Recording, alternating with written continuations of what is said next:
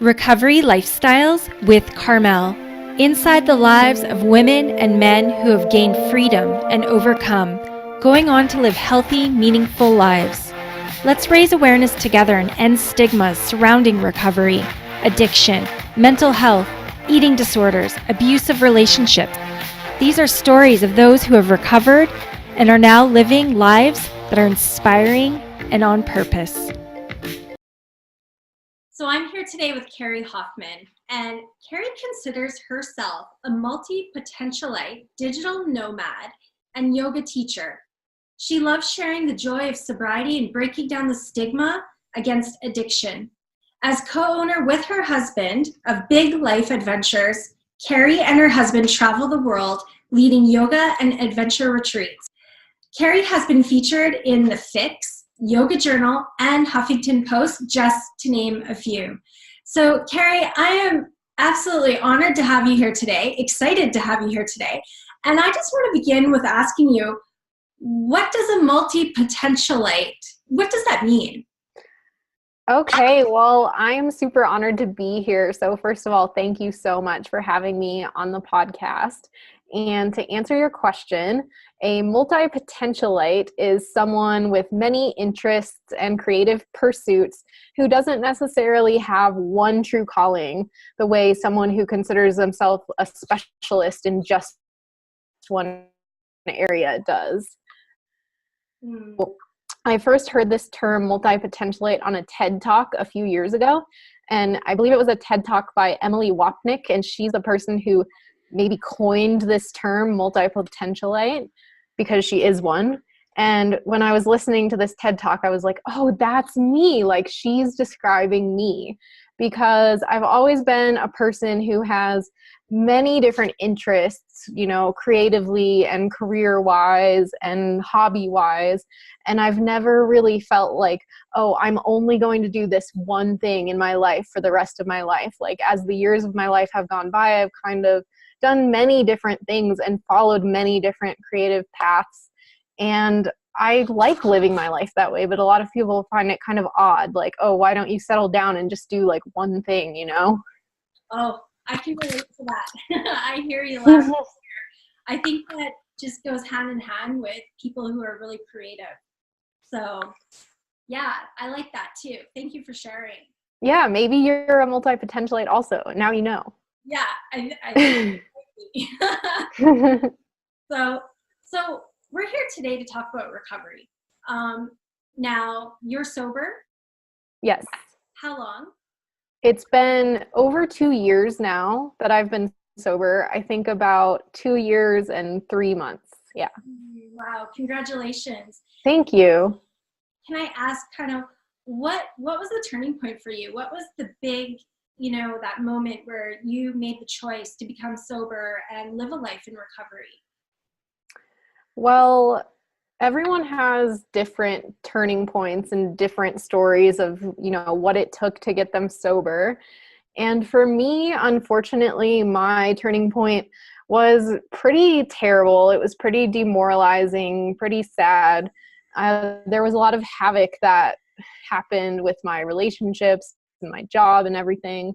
I had been just spiraling really with my alcohol and drug use for the last couple years. And I had been drinking just since I was 18. So I didn't start super young, but I started in college, and I was pretty much on the same lines as other college kids all throughout college and through my early 20s. I didn't see that my drinking was necessarily different from the drinking of my peers. And then I worked in the restaurant and bar industry for a long time. So obviously that gave me sort of this confirmation bias, as they say, because my friends in that industry and my coworkers also tended to have similar drinking and partying habits as what I had. But in the last couple of years of my drinking, so around when I was 27 to 29 years old, things just started spiraling really quickly. It was affecting me differently. I was getting super hungover all the time. My anxiety was ramping up to like really unmanageable levels. And my anxiety was always related to my drinking or being hungover. And then my solution to feeling anxious would be to like drink more or drink in the morning or drink before work. So things were getting really out of control.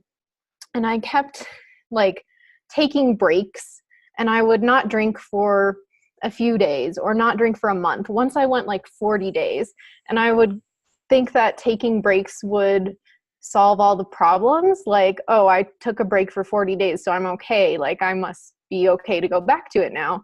And I would always go straight back into it, and usually things would just get worse. Yeah. So what happened basically to cause me to quit was I just had a really terrible day. I probably started the day off hungover. I had multiple jobs at the time. So I think I started secretly drinking at work around lunchtime on that day because I was hungover and anxious and just not liking my life, even though I had a really good life on the outside. And I continued drinking through the day, went to another job, which was a videography gig because I was a freelance videographer. And this was like my dream job, actually. I was shooting a video for a nonprofit in San Diego, California, where I had volunteered previously. And that was like kind of what I wanted to do with my life at the time. I wanted to do media for nonprofits and for good causes. So I had booked this awesome video shoot, but for various reasons, being stuck in my own messed up brain, I had started drinking earlier in the day. And when I got there, I was like super drunk and useless and just an emotional mess. And the secret was out. Like, I couldn't really hide it anymore. Like, all of a sudden I'm at work, obviously wasted. Mm-hmm. And at the end of that gig, everything just like came to a horrible turning point. I had to call my husband. He was like, "What are you doing? What's going on? Why are you making these decisions? What's happening?" And obviously I lost the job. And the next day I just woke up so full of shame and guilt and horror at the decisions I was making and not understanding how I had gotten to this point. And I knew that I had to stop for good. Yeah. I feel that a lot of the people and a lot of women and men in the audience can really relate to your story of going from it's just the cool thing to do, it's normal, everybody does it, to, high functioning drinking, to it finally just falls apart and, you're spiraling down that hole, really what it is. And what a miracle that you were able to make this decision to get sober at your age, because what I see is a lot of people repeating the pattern. They get to that place where it's that ugly and they lose everything, but they don't have the tools, or they have too much shame that they continue on. And then it just happens. The cycle happens over and over again where, you go back to being the best kept secret out there because you're able to, portray what you want to portray, but really inside you're falling apart. And that's the point of this podcast, right? We want to end the stigma. We want people to start talking about it. And it's okay if this has happened, right? Like, society has set us up in a lot of ways that, we're kind of set up to become this way because we all go to college to party and have a good time. And then all of a sudden you're in the real world and you have this addiction. And no matter where you're at in your addiction, sometimes people don't even recognize it's an addiction. So I'm grateful to have you here, and so grateful that you're vulnerable and authentic and want to share your story. So Carrie, what 3 words would you use to describe your life before recovery? Well, I'm assuming that you mean my life in the worst of my addiction before recovery. And the 3 words that I would use, I would say, are my life was small, my life was confusing, and my life was entrapping. I felt very trapped because I couldn't understand why alcohol and drugs, which were my favorite coping mechanisms that had worked for me for years for what I wanted them to do, making me feel more social, feel more confident, feel more at ease, and just, get along with everyone. All these things that alcohol and drugs used to assist me in doing, now it was failing me because it was making me more anxious. It was ruining my sleep. It was making me question, like, oh, did I say something stupid? Did I embarrass myself last night? From times when I would black out or not be able to remember everything. And it was like, this was the thing that I had used for so long, for 11 years, as a great coping mechanism. And I thought that it was going to work for me forever. And then all of a sudden, it was not working anymore. It was doing the opposite. It was making my life worse.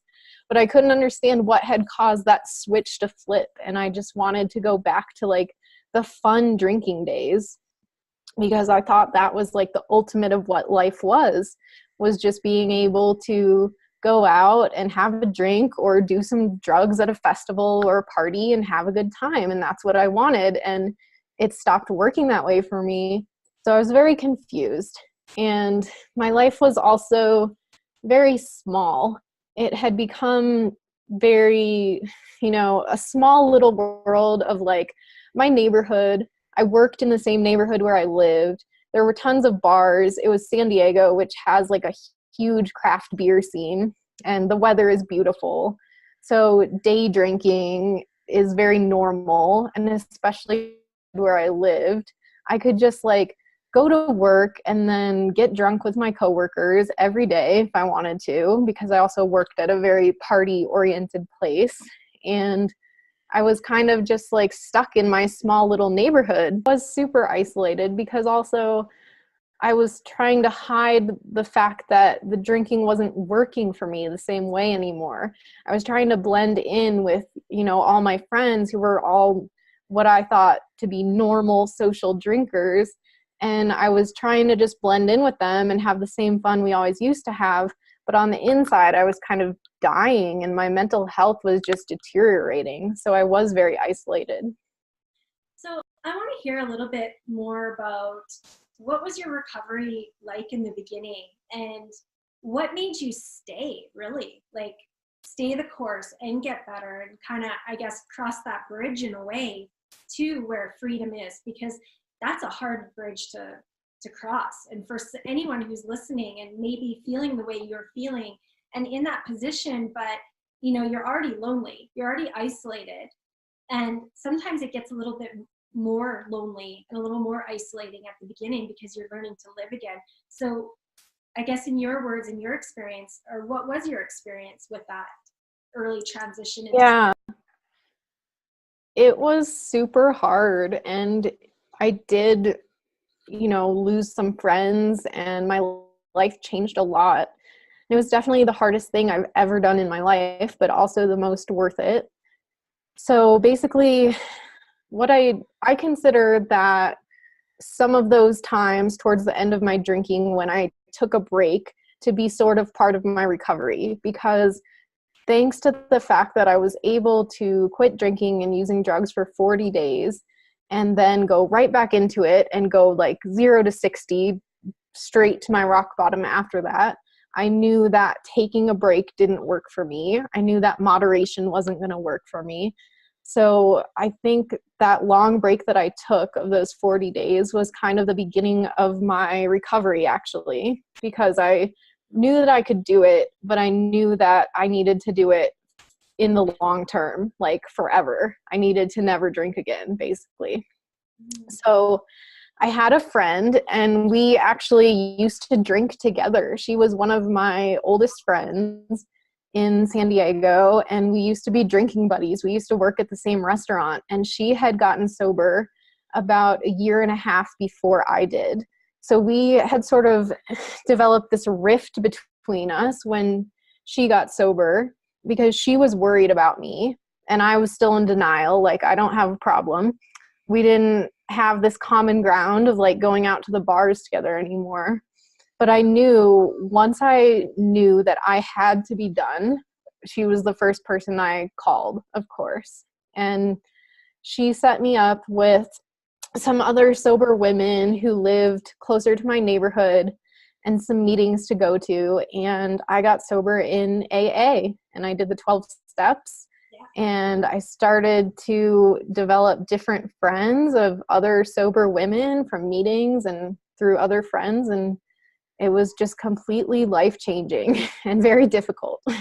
Oh, for sure. I mean, I can remember, I'm just relating to your story here, and I can remember back when I first came in and I thought, oh my gosh, I'm still so young, and I don't know if I want to be like the people here. I don't want to be boring. I don't want to be Right. hanging out with old people having coffee every day, right? Like, narrow scope of what is available to you in sobriety. But some of the most meaningful connections and deep connections I have are with those men and women who were there for me personally in the early days, and that's what I hear you saying as well. And so in saying that, what is something that you would want to relate or share with someone listening that might be on the fence right now, and they are lonely, they are isolated, but maybe they have a lot of fear and they're just not sure if they're ready to take that jump, and maybe they look at AA and CA and NA and those types of organization of a place where they don't want to hang out with those type of people, right? Do you have any words of encouragement, or from your own experience, anything that you want to share that could help someone?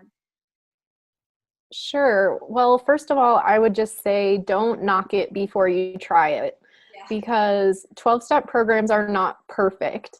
And there's always going to be some things said in meetings that you don't agree with, and then some things that maybe you really do agree with, and they change your life. And I heard someone else say recently that she thought the magic is in the steps, not the meetings. And I would say I definitely agree with that as well.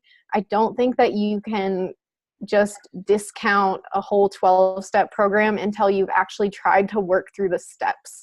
Mm-hmm. And I know a lot of people go to one meeting and they say, oh, these aren't my people. Like, I'm not like them. I don't relate at all. I can't do this. This is not my path.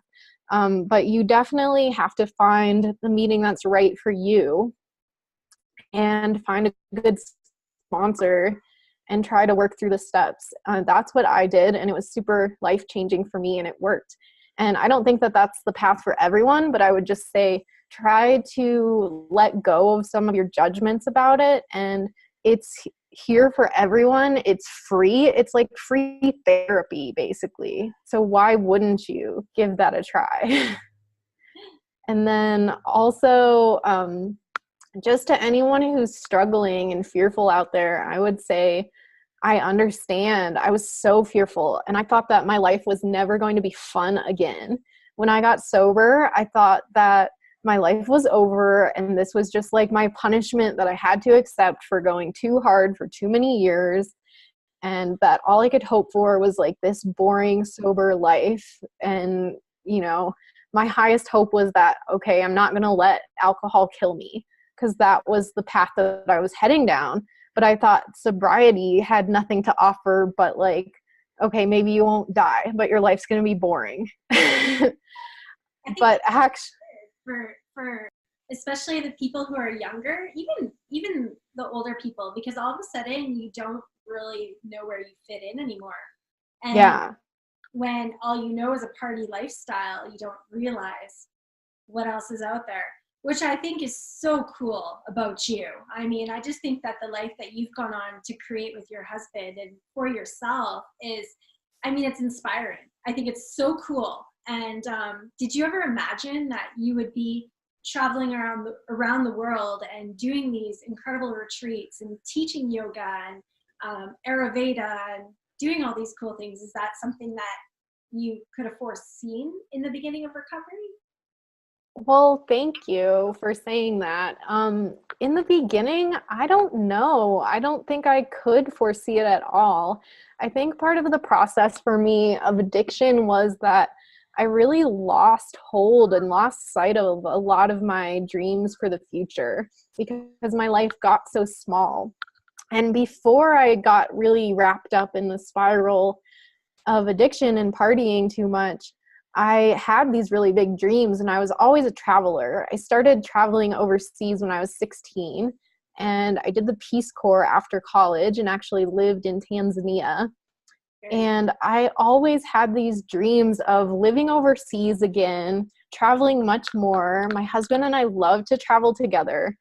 But we both kind of lost sight of that and got really wrapped up in the party scene and just work and, you know, living for the weekend and stuff like that while we were living in California.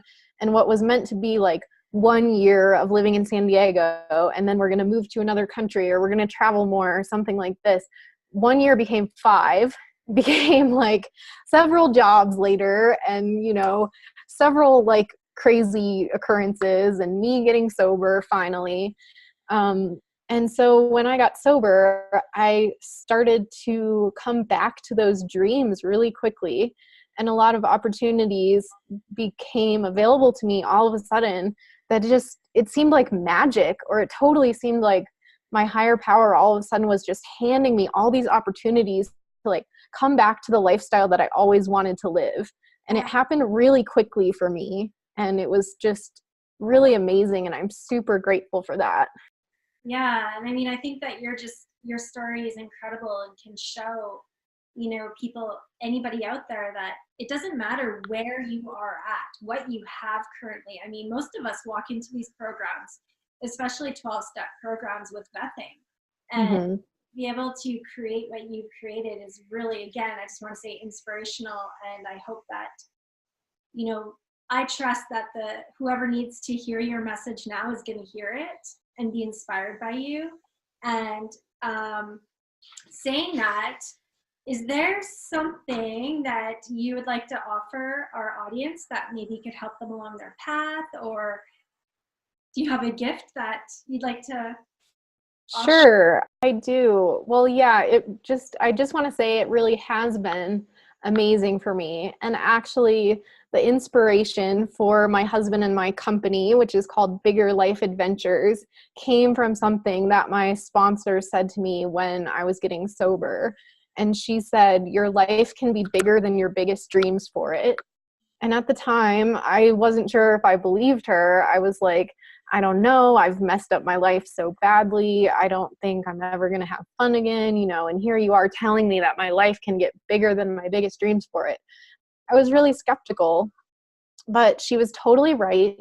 I found myself moving overseas just after getting 1 year sober, getting this awesome new job in Thailand, becoming a digital nomad, becoming a yoga teacher, all of these things.